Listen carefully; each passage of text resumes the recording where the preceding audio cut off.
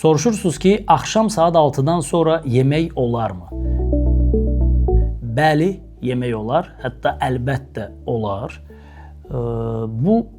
Tamam, kimlər yeməməlidir 6-dan sonra?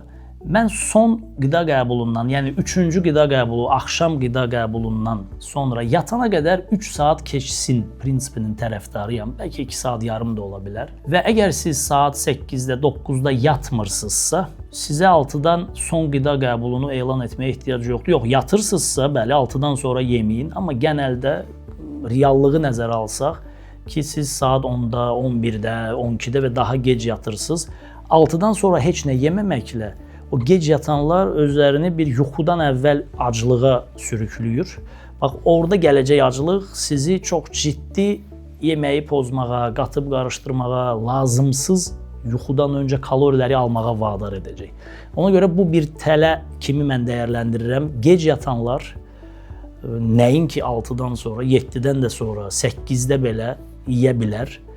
Yəni soruşsaz ki, ən gec saat 9-a qədər, 12-də yatma, 12 və 12-dən gec yatanlar üçün 9-a qədər yeməyi mən uyğun görürəm strateji olaraq.